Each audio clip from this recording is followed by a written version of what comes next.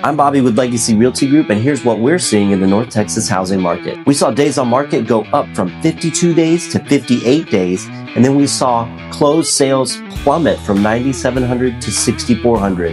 Now that's nothing to worry about because January and December and even February, they all tend to be very slow, as this is when people are recovering from the holidays, both physically and financially. We're still in a pretty heavy buyer's market right now, as we did see the average sales price drop by $5,000, and we're still seeing sellers giving away almost 5.5% off of their original asking price. There were some pretty big ticket news items that came out, with Trump ordering Fannie Mae and Freddie Mac to purchase $200 billion worth of mortgage-backed securities, which experts say could bring interest rates down into the low 5% range by the end of the year. Another big one is that Trump is proposing a credit card cap of 10% on the amount of interest credit cards can charge you.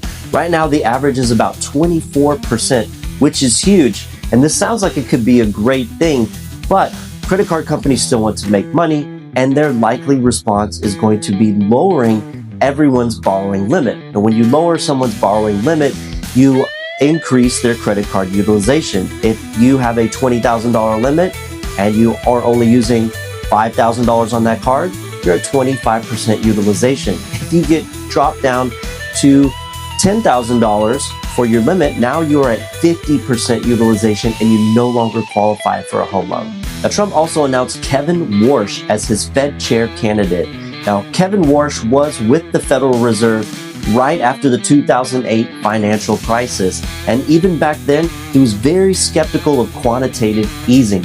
Quantitative easing is when the government buys these bonds, like we just talked about, in order to help reduce the interest rates. We're not going to see Kevin Warsh being very pro buying more of these bonds to artificially lower the rate, but we do see him currently in favor of wanting to lower the Fed's interest rate to help consumers overall, not just focused on the housing market. For my home sellers out there, we are seeing days on the market rising, so make sure you're pricing appropriately, and more than anything, presentation matters. First impressions really matter in relationships and in life, but especially with your home. It's very, very hard to get that second showing if you didn't make a good impression the first time. Even if you've done a remodel, even if you've done updates since that first showing, it's very difficult to get that second showing. So make sure you have all of your ducks in a row before you list, and don't try to make repairs retroactively in response to feedback. Buyers, it is still a heavy buyer's market out there, but it is not a free-for-all. So make sure that when you're making offers that they are appropriate. If you're trying to come in more than 10% below asking price, 9 times out of 10, you're gonna get rejected and passed up for even a slightly better offer than that. Now, this is also not COVID, where you need to offer over asking price and waive your home inspection, but let's be realistic and understand that these sellers a lot of times are on a tight budget as well, and they don't always have very much room to give. When you are making your offer, it's better to offer asking price and then ask for concessions to help pay down your rate or to pay for your closing costs, rather than trying to take that off of the sales price, because you end up wiping out any equity you would have walking into the house. Let's say the house is listed at $300,000 and you manage to get them down to $285,000. Well, your house is now only worth $285,000 because that's what you paid for it. So do you see how this could really mess with your equity going forward? It could take you 7 to 10 years or longer to build that equity back.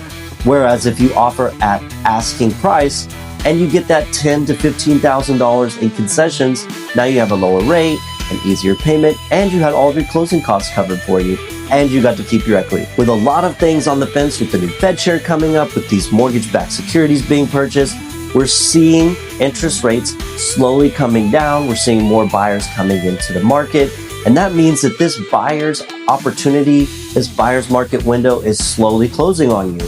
And if you wait until summer, hoping to hit rates at their absolute lowest, so is everyone else. And that's like trying to go to Six Flags on a weekend during the summer when you could have easily gone on a Monday and had much shorter lines and a much easier time of it.